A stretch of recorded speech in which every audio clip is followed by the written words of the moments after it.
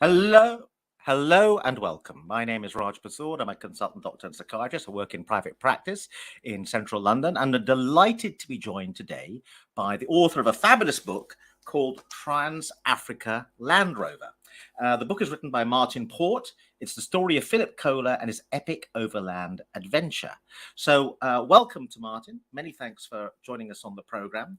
I just want to say a little bit about Martin, reading from the back of the book. About the author, Martin Port has owned and run classic cars for 30 years, from the humble Morris Minor to AC Buckland and Porsche 912, but his overwhelming passion is for classic Land Rovers. And this book is about an amazing journey across Africa in a Series 2 Land Rover. We'll explain what that means in a minute. Since buying his first as an antidote to Porsche ownership, he has traveled through Europe and North Africa at the wheel of various examples and has been the proud owner of the 1959 Trans-Africa Series 2 since 2016, using the 63-year-old example as his preferred daily mode of transport. So it's a minor miracle he's managed to make it to the program today. Martin has been working as a graphic designer, writer, and photographer since graduating from art college in '93, and was classic and sports cars art editor for 16 years before embarking on a freelance career in 2019. So, Martin, welcome to the program, and many thanks for this fabulous book, beautifully illustrated, gorgeous production. This is a story of a man called Philip Kohler, who drove across Africa from about 1955 to the early 60s, all by himself, basically, in a Series 2 Land Rover. So tell us a little bit about Philip Kohler, what we know about him before the journey begins, because he is a very interesting character. Could you say something about him? Yeah, well, great to be here. Philip Kohler is an extremely interesting chap, and one which is he's become a little bit of a hero, I suppose, to me in some respects, because he sums up a different era and what was possible then. So he was at his point of leaving his native South Australia. He was 22 years old and made his way towards Europe.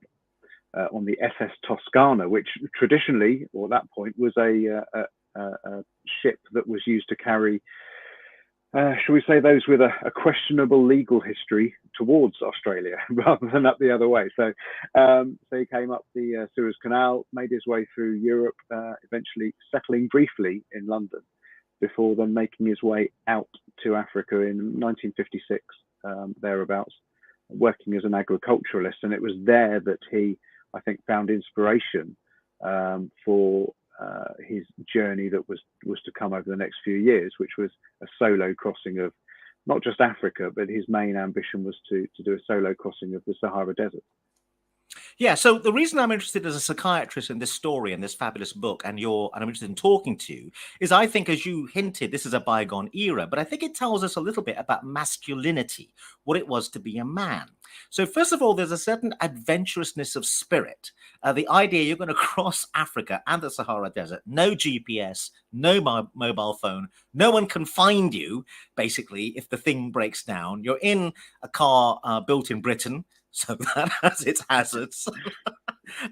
So let's talk a little bit about him as a man and the notion of masculinity. Also, there's rugged self-reliance, the notion of masculinity. I was educated in the 70s at school, and we did a course on motor repairs, motor mechanics. And the idea was you should be able to do something when your car breaks down, not necessarily rebore the cam or whatever, the cylinder head, but something. But anyway, so the notion of rugged self-reliance, being able to fix things with your hands, no social media. So he does this journey by himself, the notion of the man as a loner, without constantly being on social media. What are your thoughts about this notion of masculinity that he, in my opinion, embodies?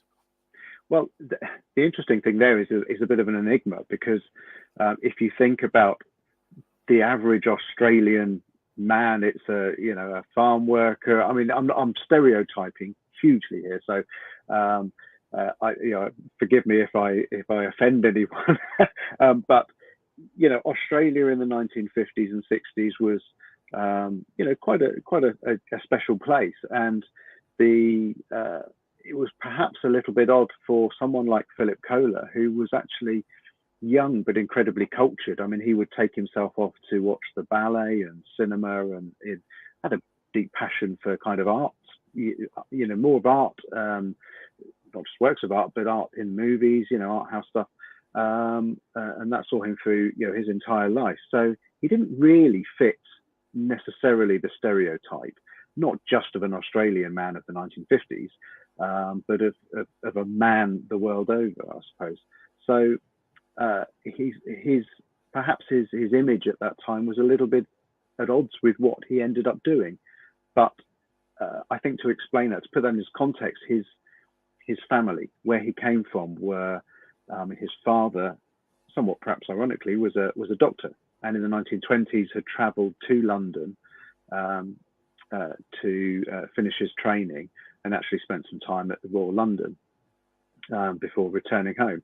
So his mother and his aunt would get on the back of a motorcycle and then they go riding for miles across the bush without a toolkit or without any spares.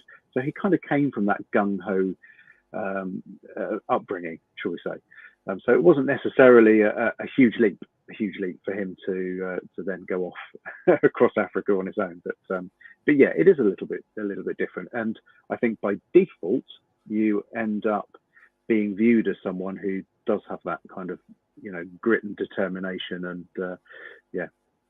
Now, his father was a doctor, a professional, so you would have thought that his son might be interested in following a career that was kind of longitudinal, where you sat and turned up at work and pursued something for years, because that it's a serious profession. Now he just ventures off for 3 years, 4 years, 5 years, driving a Land Rover across Africa, no career plan at all. So isn't that again something amazing that we've lost, that sense of adventurous? No one today, despite the fact there's a sense in which we're meant to be slightly wealthier than back then, would dream of taking that kind of career break.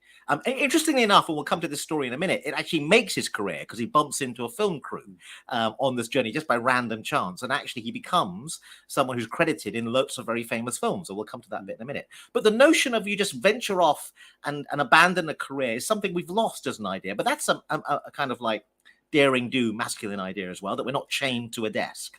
Yeah, it is. There's another element to, I suppose, throw into the mix here, and that his father died when he was, I think, about 14 years old.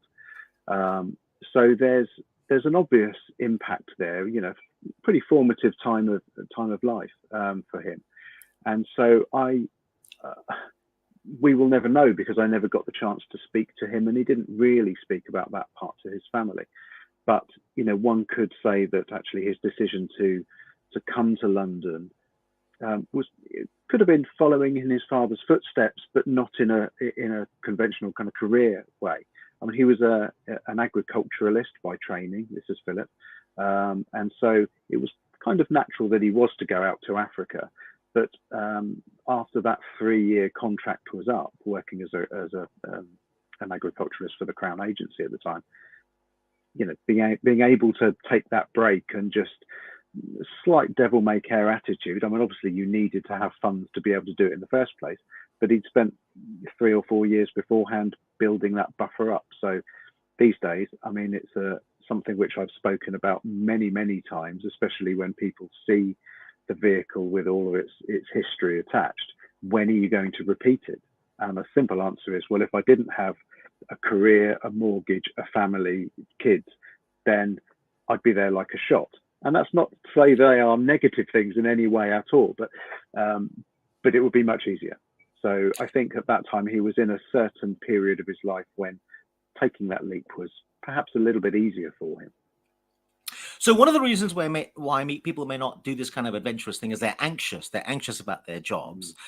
The other really interesting thing is the notion of self-reliance and resilience, because he doesn't seem to, I mean, a lot of traumatic things must have happened, quite scary things. I mean, I think he has a puncture in the middle of the Sahara and has to change the tire. And there's a sense in which that's a kind of mechanical breakdown. And it was in the middle of nowhere. Anything could have happened to him. And there is a point in the journey where he wakes up to find his vehicles being searched by some soldiers. And that was quite a dangerous moment. So he seems fearless. He doesn't seem to suffer from anxiety. And we seem to live in an anxious age, which means we don't have the daring do to venture out and do this kind of stuff. What are your thoughts? No, you're absolutely right. I mean, as someone, without letting on too much and using this as a sounding board, as someone who myself suffers from terrible anxiety, it's a wonderful notion to, to think that you can get up and not worry. However, I think he may well have done that, but was able to, I think, put it in context and quantify it. And actually, I mean, this past week, it's not a huge distance, but I've been from the UK down to Le Mans in France in the Land Rover itself. And people, go, wow, why are you doing that? How? It's never going to make it. And actually, if you start to break things down into manageable sections, and well, what's the worst that could happen? I've got to the ferry port, I've got into France, I've got to Le Mans, am I going to make it back? What's the worst that could happen? Then it all becomes a little bit easier. Now, for him, the worst that could happen, I suppose, is that, especially as he's crossing into various regions of Africa in the 1950s and 60s that were known for a little bit of unrest, political unrest at that time, then the worst that could happen could actually be quite bad. But I suppose if you've got a natural tendency to just put all that into perspective, then he personally was able to deal with it. He did have various people along for the ride at various points, just for weeks or at a time. But the bulk of it was done on his own, and maybe for him that was the anxiety, dilution, if you like, that he needed, just to be able to deal with his own thoughts and rationalize them as he went along.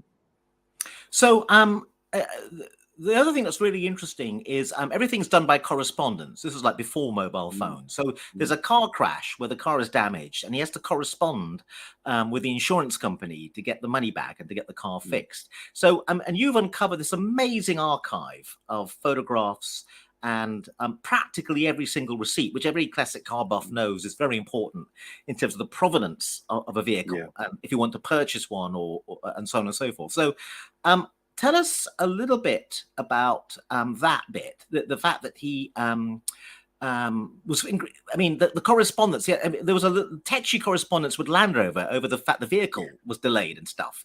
So wasn't that really interesting about a bygone era where weeks would go by between communications, whereas we expect instantaneous communication today? What are your thoughts about that? Absolutely. I mean, the last time that I traveled into North Africa, we had a GPS module fitted to the Land Rover, so we knew where we were at all times. Other people knew where we were at all times. I think there was a red button on it in case of absolute emergency, and goodness knows whether we'd had a flying doctor or a helicopter or whatever come. But obviously he didn't have any of that. And so, as you say, relied on telegrams, letters, leaving messages. I've got photographs that he'd taken of handwritten notes that he'd pinned to fence posts along the route in the hope that somebody else might see them. And you think, that's a very romantic thing now to think of existing like that. But actually, I suppose if you didn't know any better, if at that time you had no concept of radio communication, mobile phones, this instantaneous, email or whatever, then you just dealt with it. I'm a child of the 70s, and you still just got on the phone or walked to somebody's house. So I think it's very interesting, as you correctly said. There were two moments of kind of slightly terse communication. He was supposed to pick up the Land Rover from the dealer in Lusaka on a particular date, and he'd instructed them that that's when he booked his leave for. And due to delays from the Rover company back in the UK here, they said that wasn't going to happen. What do you do? There's only a certain amount you can do. If the vehicle's not there, then you can't lobby your local MP or the CEO of the company unless you're going to write a letter and wait for 3 months. So it was a little bit kind of, well, suck it up and wait your turn. But perhaps that's best, because we are so used in this society, I think nowadays, to venting without thinking through and expecting an instantaneous response. And if that response, whether it's to do with your gas bill or a failed part on your car, if we don't get the response that we're looking for, we escalate and elevate very, very quickly. And I think sometimes, actually, if we were to go back to an era where you had to wait for 2 weeks, 3 weeks, a month for a response, then perhaps you'd become a more rational mind, perhaps. I don't know. Yeah, and now the other really interesting thing is he's not perfectly phlegmatic. I mean, in the Tetchy correspondence with Land Rover, he even threatens, I think, to cancel the order, right? So you do get a Yeah. feeling of mounting irritation. So this is not a Zen Buddhist monk, right? This is a No. guy who quite clearly gets annoyed, and Yeah. yet, he does all these incredible things. So any thoughts about that? Well, I think that in order to do anything like that, I think you have to have a level of determination, and also, to a certain extent, a level of forward planning. And he had obviously put things in place. He'd handed his notice in. He'd arranged to buy this vehicle. He had, although he hadn't planned within, a mile to mile his journey, he had obviously, had some sort of vague idea. So I think that when that is challenged, you've got to, you may have to step back. And obviously, his first response wasn't necessarily to do that; it was to provide an ultimatum. So, there's an interesting mindset there, I think, to dealing with it. But ultimately, if you haven't got a little bit of determination, then you're never going to get to where you want to go. So, it works both ways, I suppose. Now, you mentioned about your trip to Le Mans and people wondering why would you do it in a Series 2 Land Rover built in 1950 something. And what you said, what could go wrong? Now, I think the other thing we've lost is the whole idea of adventure in his era was the fact that things were going to go wrong. It's inevitable, but you expected them to go wrong and you accepted that as part of the adventure. We have an idea now that when things go wrong, it's not meant to happen and it's going to spoil the journey. I think there's a very different attitude, which is you expect things to go wrong and things going wrong is part of the journey. What are your thoughts? Yeah, I think purely from an automotive perspective, we are now used to buying a modern car that is sold to us, certainly with the almost a negligible need for maintenance, for servicing, and that breakdown is an improbability rather than a probability. And I think that cultivates an air of being slightly blasé about the whole thing. We will drive, and even when people get a puncture, it's an inconvenience. It is the end of game. And I've known people who have driven and something minor has gone wrong, and they've literally just cancelled the trip and gone home again. I think that it's still generally true amongst classic enthusiasts that before a trip, whether it's 100 miles, 200 miles, 1,000 miles, you still kind of cram as many things, spares into the boot that you might need. Guaranteed that the one thing that you don't pack is the one thing that will break, but it's the mindset. So it's not exactly a huge surprise when something does go wrong. And of course, as you've said before, it's a completely different era. In the 30s, 40s, and 50s, you brought a car and it came with a book telling you how to, decoke the cylinder head, on a quarterly basis, and adjust valve clearances and what have you, and rinse things with petrol and grease this, that, something else. Whereas we're just used to handing it over, getting a hire car in, or a loan car for the day, picking up when it's done again. So I think it's that sort of mindset that no longer exists amongst the general motoring population, I suppose. Now, you've mentioned the fact his dad died when he was quite young, and that maybe that was something to do with, why he may have undertaken this journey and an impact on his psychology. But there's another very interesting thing about his relationship with the Land Rover. I mean, I do believe there's something interesting about people develop relationships with mechanical objects. You can't develop a relationship with a digital object.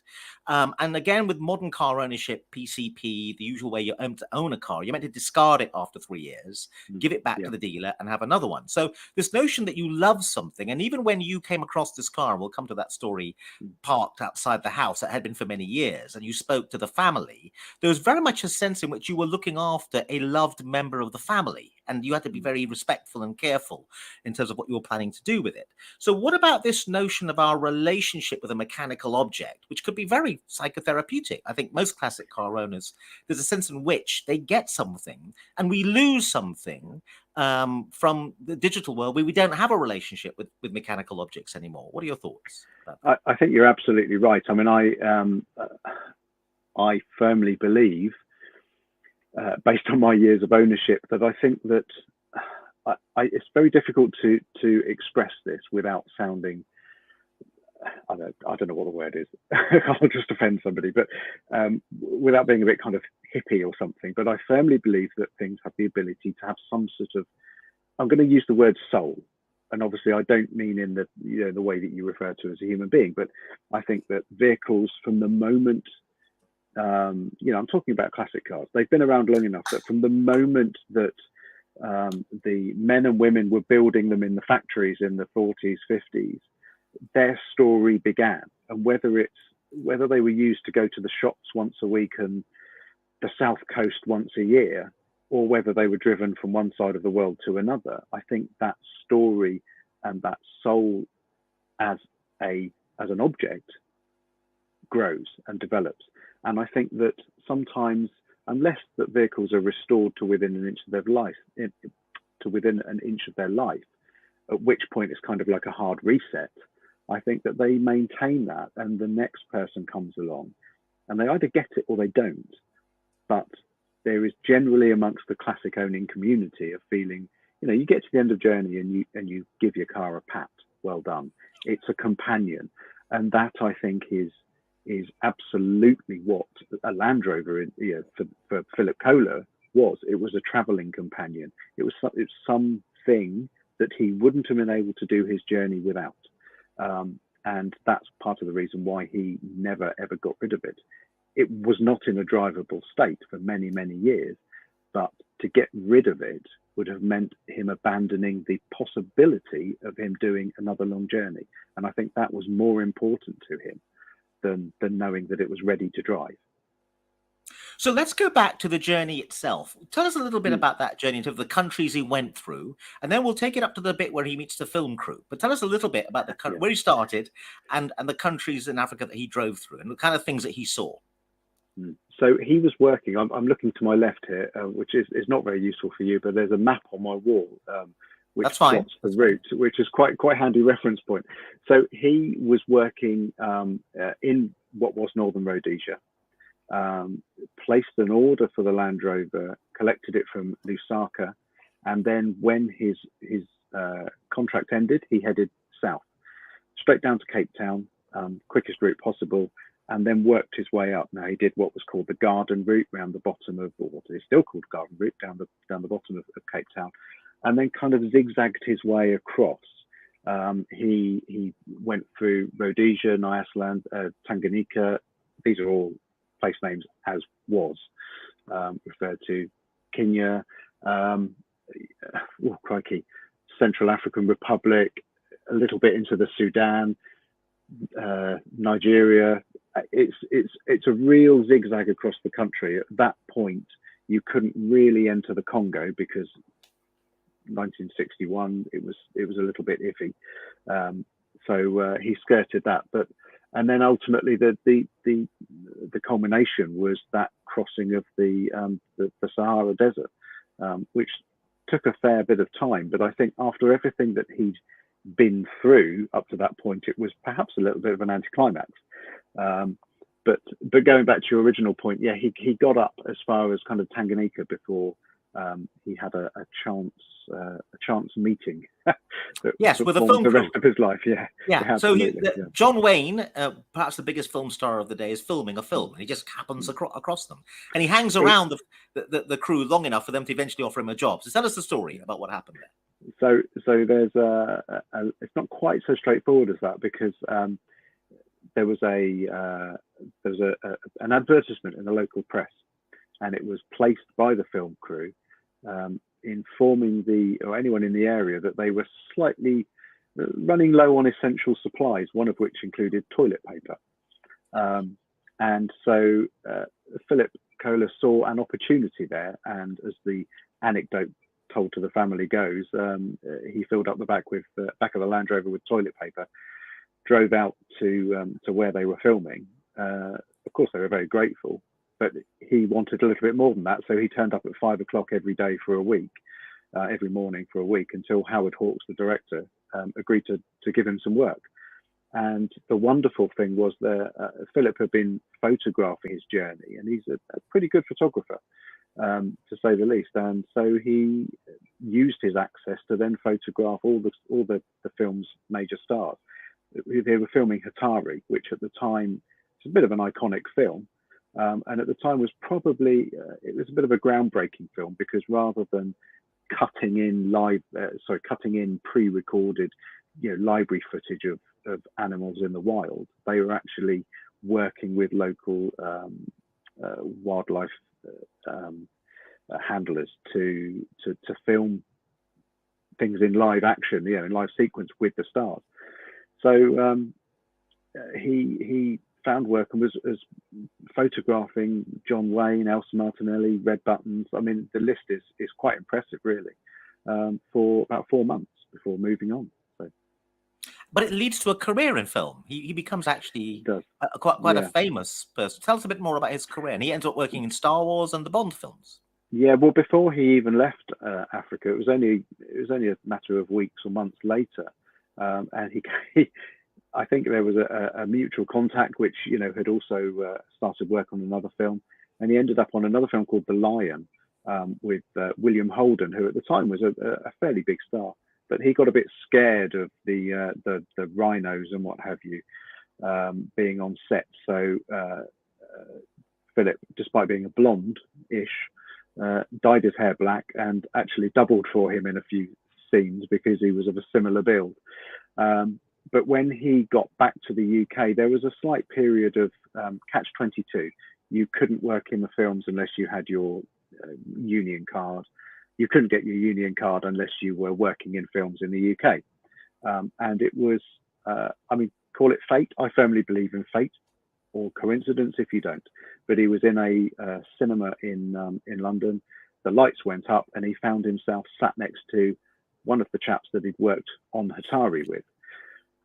What are you doing? Well, not much. So that kick-started his film career proper, if you like. From there, he worked for the next, until his passing, really. And as you correctly said, he worked on Empire Strikes Back. There's a great anecdote of him having to keep Harrison Ford occupied in a snowmobile with a bottle of vodka, at which point they rolled out rather worse for wear after 3 hours in minus temperatures. He worked on Full Metal Jacket, Stanley Kubrick. 9 Bond films. It's a very impressive list. I mean, you only have to go onto the internet to see the list of varied films that he worked on. But his primary occupation was as a location and a production manager. So, yeah, a long career which was very successful because of his can-do attitude. And I think that is something that is directly links back to his experiences through Africa. He didn't say I can't. He said I'll give it a go. And some years later, I met somebody that he worked with in the 1970s who had no idea about this previous expedition, this life in Africa. And he says, I remember driving through mountains in Costa Rica with him in a Range Rover that had electrical problems, and the weather was terrible, though it was middle of the night. And all Philip said was, well, what's the worst that could happen? Well, the worst that could happen is we'll have a great story to tell. The best that can happen is we make it. Yes, I think there are several worse things that could happen, but we'll come back to that a bit in a minute. So he arrives in Britain and he settles down a little bit, and there's a house in Shepherd's Bush where the car gets parked outside and then seems to get abandoned. Tell us a bit about that element of the story. Yeah, so not long after settling back in the UK, he met who would become his partner of 52 years, a lovely lady. And they settle down, and eventually they move into a house in Shepherd's Bush, just behind the BBC, or what was the BBC. And slowly the Land Rover was overtaken as his daily vehicle by a Volvo Amazon, probably slightly more comfortable, perhaps. And the Land Rover was sat outside of his house, and it became a little bit derelict. However, in the late 80s, I think another family member wanted to use it for his wedding, and so convinced him to let him borrow it. put it back on the road. And although it didn't need much, he made the absolute pivotal choice at that point to galvanize the chassis and the bulkhead, both original to the vehicle, before putting it back together. Now, people weren't doing that sort of thing in 1988. It just so happened that he had access to it because we believe he worked in the railway industry. But doing that absolutely saved the Land Rover for the next 20, 30 years that it sat there. Everything became very tired, but its backbone, its chassis was still good as gold. So it served me well, because a lot of people walked past and considered it to be pretty scrap with a bit of writing on the side, but balked at the potential cost of putting it back on the road. But obviously we soon realized that wasn't the case. But the other thing I find slightly mysterious, and this may be about the costs of garages in central London, is I think he loved that vehicle, yet he did abandon it a bit outside. Now, any classic car guy knows you don't leave the car outside in British weather. That's a disaster. He didn't even cover it. I mean, even we both know that covering it is not a great solution in terms of rust and condensation that accumulates on the inside. But anyway, he didn't even cover it. So there's something a bit weird about that, I think. I think there's no denying that it remained a loved object, and I even came across people who said, well, he can't love it because look at the state of it. And I know that not to be true. However, I think that, for instance, if you bought something now as a new vehicle, would you necessarily treat it as a classic vehicle, if that makes any sense? So to him, it was a vehicle that he bought new and had covered thousands of miles in it and had many great adventures. But it meant more because of what he'd done to it than done with it, than anything else. And so I think it was simply, it has to be there. I have to be able to see it. In actual fact, as you say, the fact that he didn't cover it up, okay, a garage would have been great, but because he didn't cover it up, it actually worked in its favor. For instance, the side of it, I mean, it's extensively sign written with the dates and locations of where he visited, because he got fed up with being asked where he'd been and where he was going. And so he started painting on the side his journey. But the side of the vehicle that was parked closest to the house, where many people have said, well, that's more protected, is actually fared the worst because it takes longer to dry out. Ice, snow, in the winter months doesn't thaw quite so quickly. So I have no idea how it would have fared had he garaged it. It could have been worse. That's, a simple fact, unfortunately. But the car actually became a local celebrity. It almost became a landmark because it was, a bit iconic, but it's never moved. And so it almost became like a piece of property. People made directions. They said, go right at the Land Rover when they give it to strangers. And I think it featured in a local guidebook as well. Is that right? It did, yes. There was a book produced about Shepherd's Bush, and there was a picture of it in there because, as you say, I mean, it was in a dead-end road, the park at the top. And so there were lots of people who said, well, go up this road until you see the Land Rover, 50 yards on, and you turn, whatever. And when I came to an arrangement with the family, and the day that I extracted the Land Rover out of its resting place, I actually felt guilty because so many people came out from the road, from houses down that road, to kind of say, where's it going? And say goodbye and things like that. It was quite emotional, which I think, again, links back to this whole thing about, well, it doesn't have to be a person for something, for a link to be made, an emotional link to be made. I think it was a personality in its own right. And in fact, when I put it back on the road, I was coming back from London one day in it, queuing down the M3 under the M25, and two builders in a flatbed truck pulled up next to me and said, "Here, mate, is that the one from Shepherd's Bush?"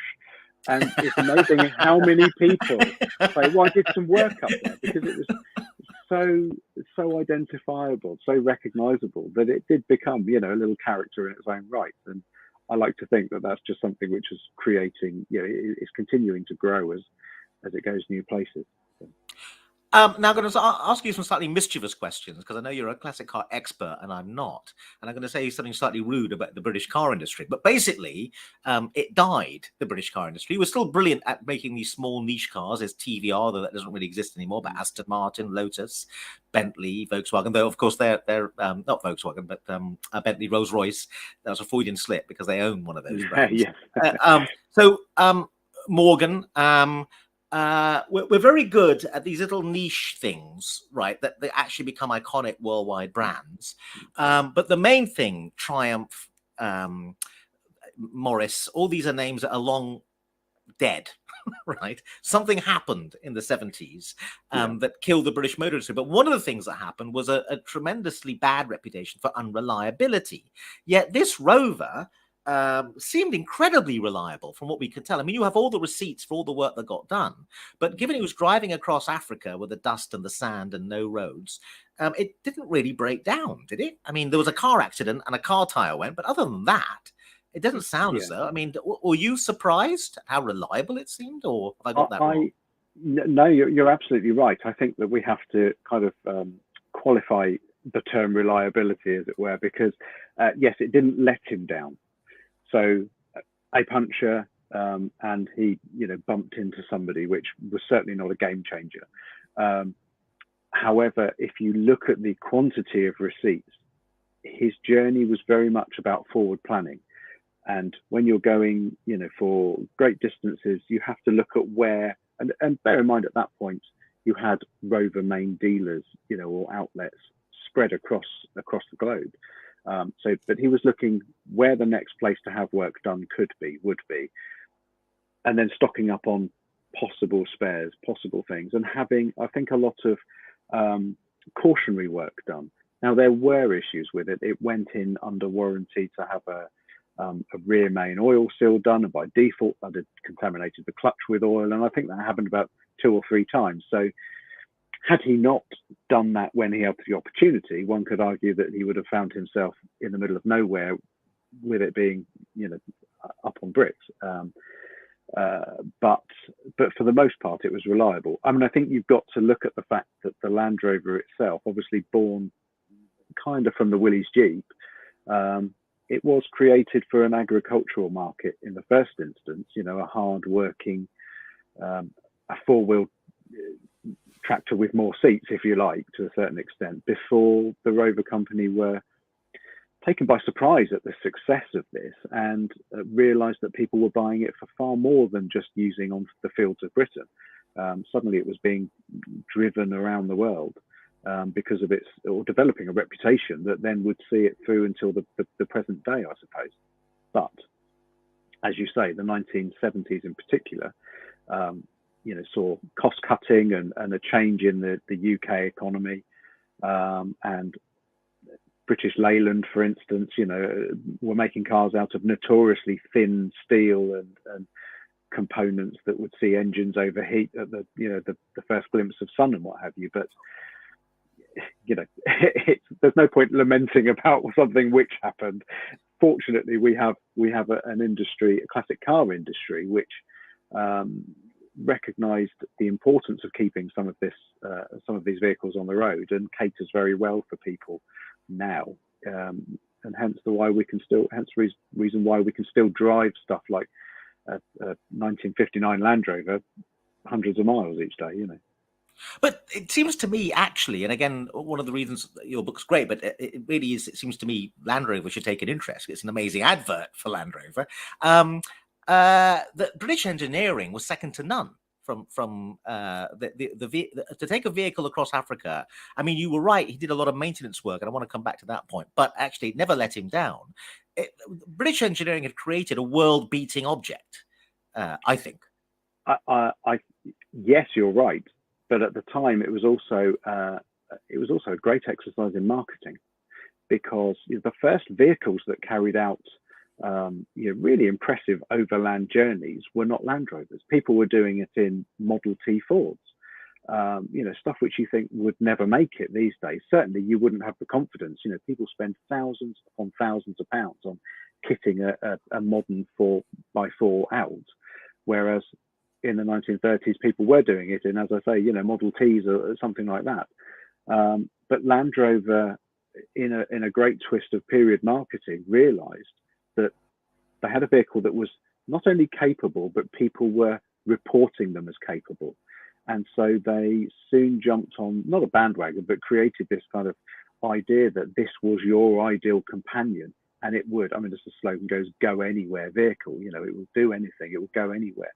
And what that did is give people who perhaps wouldn't normally have dreamt of doing anything so daring, the confidence to put into a vehicle that they saw was going to be their ideal method by which doing it. And there was never really a notion for a lot of people that it might let them down, because the manufacturer had said that it would do what it was advertised to do. So I think it helped create a mindset. I think that's the important thing, something which does to a certain extent exist today, even though obviously the newer incarnations of the vehicles aren't as reliable by virtue of increased technology.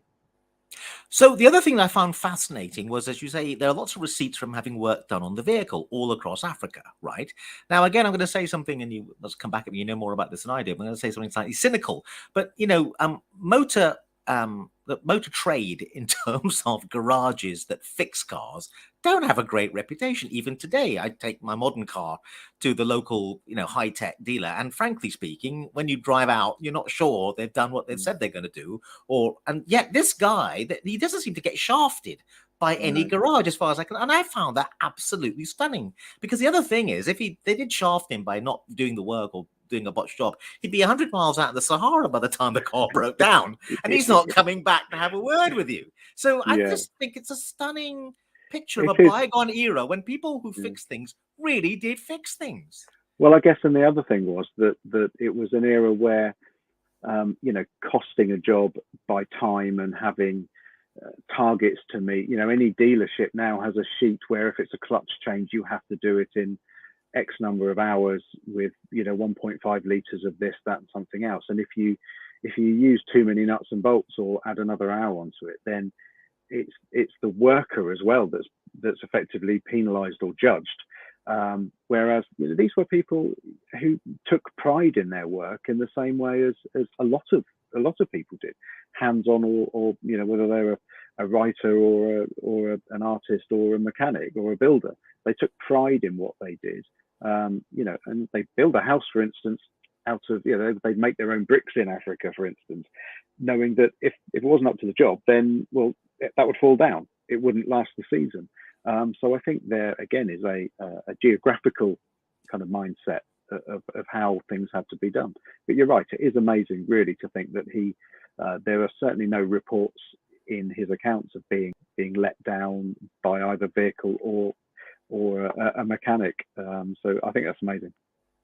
So let's go back now to my original thesis about what it is to be a man, masculinity, because this guy, in my opinion, defines it, right? Rugged self-reliance, adventurous spirit, daring do, not going to be fazed by anything, not going to have a panic attack, go for counseling if bad things happen, a fearlessness, resilience, ruggedness, can fix things himself, not everything, but can have a go at fixing things.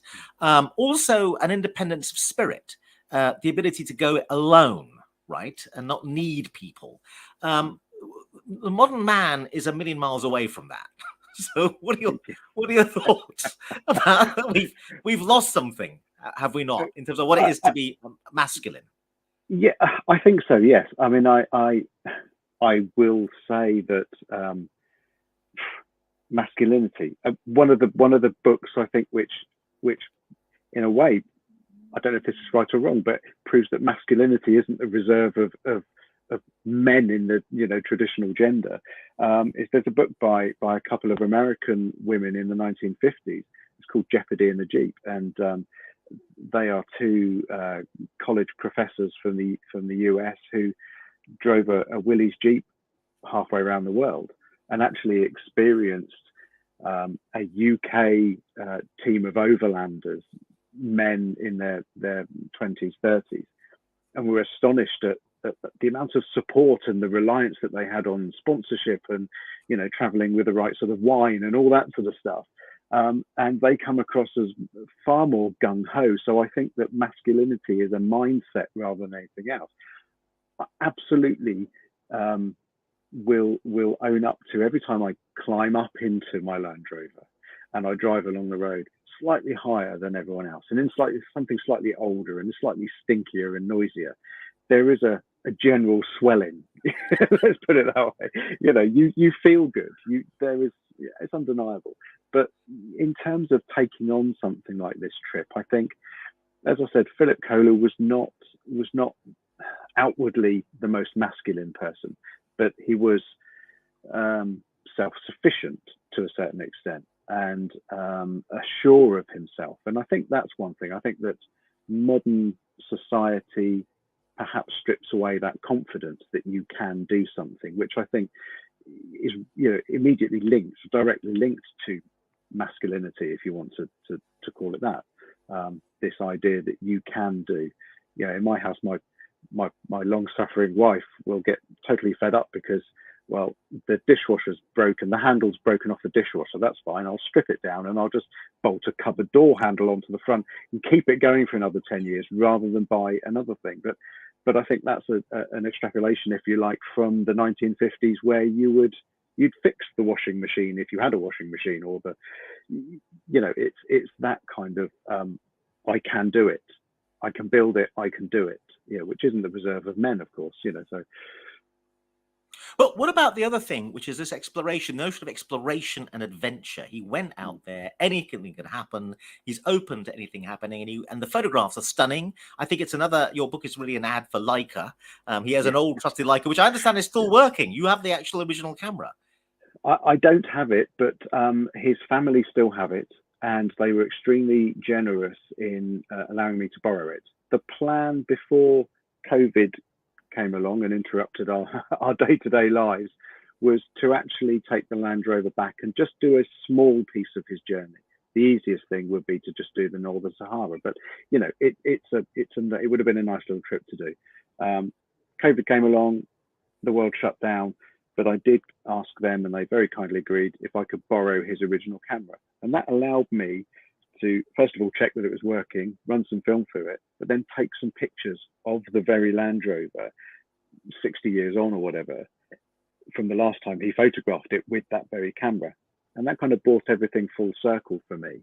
And it was again, it's another one of those slightly irrational but strangely emotional moments where you suddenly see a photograph that you've taken, not dissimilar to one that was taken in 1961, 62. But the family now have it. It's safely with them, and who knows? Maybe again, I will have the chance to use it one day, which would be fantastic. But I mean, he knew what he was doing. He came from a family that were involved in photographic lens manufacture in Australia, and so buying a brand new Leica camera at the time was no small investment, I'm sure. But it's clearly there's an advert for things still sticking around and working. Good craftsmanship.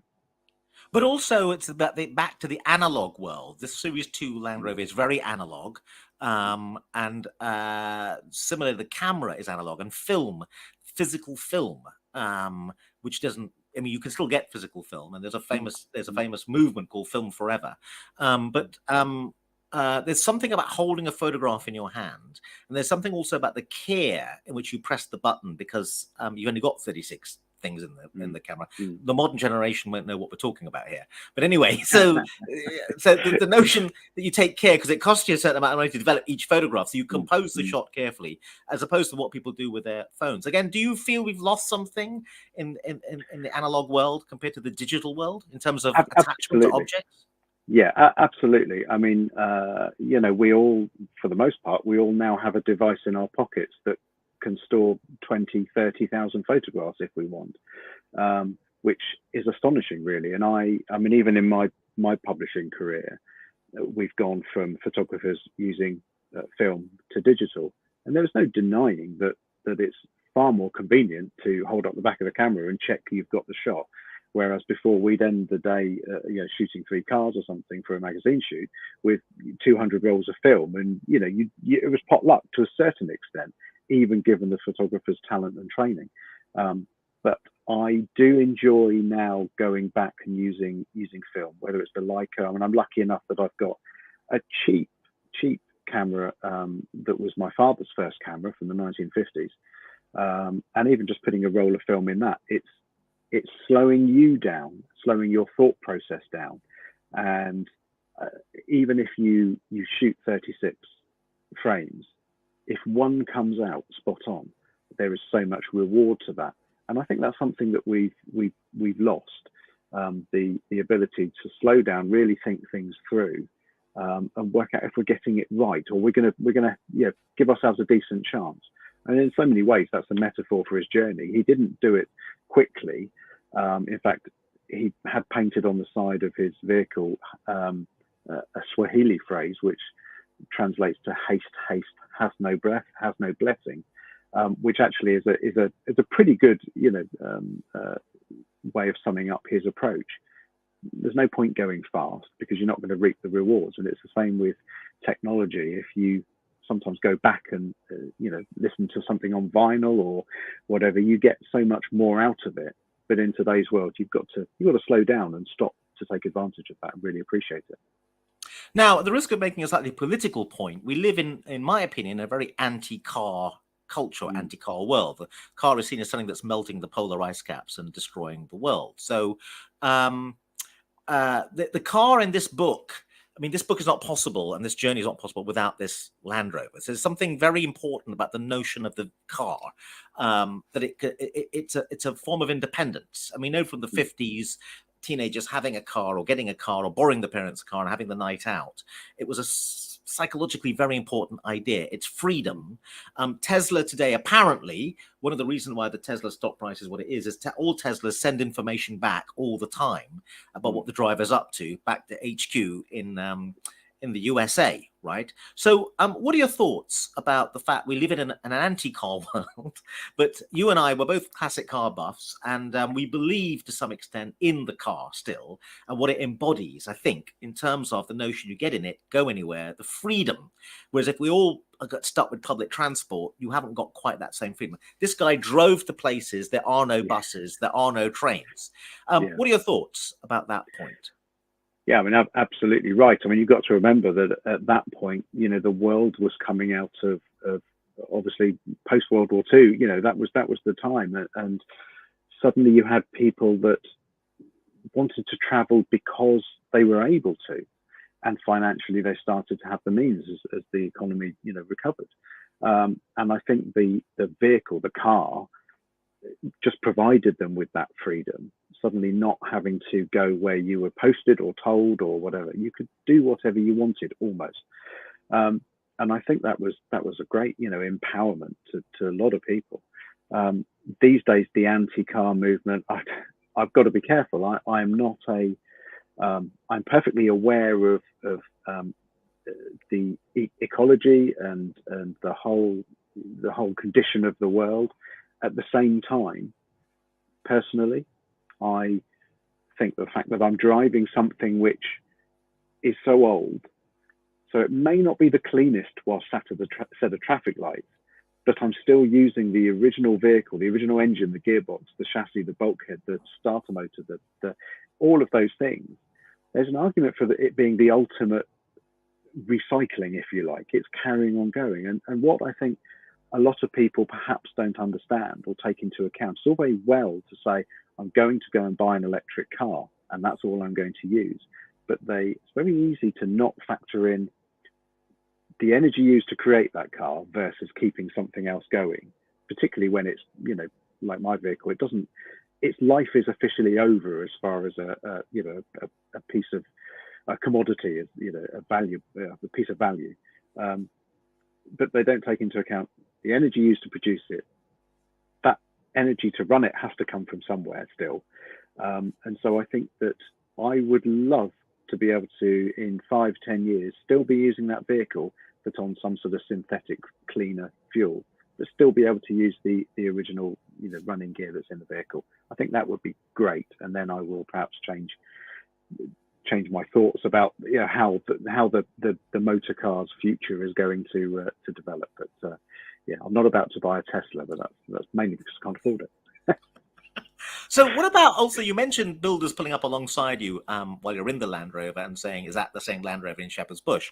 People have an emotional reaction to classic cars. You can be driving a very expensive modern car that was going to be viewed as a classic in the future, like a Lamborghini or a Ferrari, and it doesn't really evoke a positive, warm response from passers-by. But the same brand, a Lamborghini Miura 1968, will do. Right. Yeah. Even though that may be several £1 million worth of car, it's still a sense in which it doesn't evoke envy or irritation or wind people up the wrong way. So I'm interested in the reaction you get. I mean, they're the eco warriors, of course. But generally speaking, the interesting thing about these ancient objects is they, for some reason, and I don't understand psychologically why that is, people feel warm towards them. Absolutely. Yeah, you're completely right. I mean, I'm. Like I say, I've driven and owned so many amazing classic vehicles. I've been extremely lucky, and they've pretty much all got an amazing response. I do remember I had borrowed a modern Ferrari once for a photo shoot that we were doing, and got called all names under the sun. But the moment I got back in, I think I had an MGB at the time. People were waving and tipping their hats and what have you. And my first classic was a Morris Minor, Morris Traveller, and that was my first introduction to other people waving at you. And it does create this sense of community, not just from other owners, but from people who the vehicle jogs a memory. Their granddad might have had one, they might have had one, their uncle, they might have gone to school in something. And I think it tells a story, and it jogs memories and brings up emotions for people. The Land Rover, I mean, I use it every single day, but if I'm in Tesco, Waitrose car park or whatever, almost every single week, somebody will come up and start talking to me about it because it's visually a bit different and unique. And it's amazing, actually. I'm in West Berkshire, but I'll still have someone come up and say, they point to, I don't know, Cape Town, and go, oh, I grew up there and I went there and I got married in such and such a place. And it's a conversation starter. And I think it does dredge up memories for some people and feelings. And I think just there's no negative to that, I think. So we're running out of time, and thanks for a wonderful interview. Just to repeat again, the book's called Trans-Africa Land Rover, the story of Philip Kohler and his epic overland adventure, by Martin Port, and porterpress.co.uk are the publishers. One final very mischievous question, because I do think cars are a bit of a gender divide. I know I'm stereotyping enormously, and there are lots of women that enjoy classic cars and drive classic cars, but it is the case that a car will go by, and the man will say, "Do you see that?" And she'd say, "That was a red car." And the man will go, "That was a Ferrari 365 GTB4 with the cigarette packet headlights." Yeah. So do you agree there's still a gender divide on the car front? It divides the genders a bit. By default, if you look at the demographic of the movement as a whole, it's predominantly occupied by middle-aged men with beards and a cap. But it's far wider than that, and I would be in huge trouble. I'm very lucky. I've been married for 20 odd years to my wife, who only this week, having sold her 1971 Volkswagen Beetle, started sending me listings for a Mark 1 Ford Transit pickup to say, shall I buy this? So she's a little bit different. So it would be unfair of me to comment, but I do know that other people are kind of not quite so into it. But it's a big community, and there's room for all. Very politically correct answer. But look, Martin, congratulations on the book. What's your next project, and can I come with you when you drive across Africa? Land Rover. I'm useless with cars, but I can help talk the tribesmen who are maybe a little bit anxious or nervous of us. I can talk them down. Well, that would be handy. I think there's a small queue of people waiting to join the trip. Oh, I'll add your name to it. Yeah.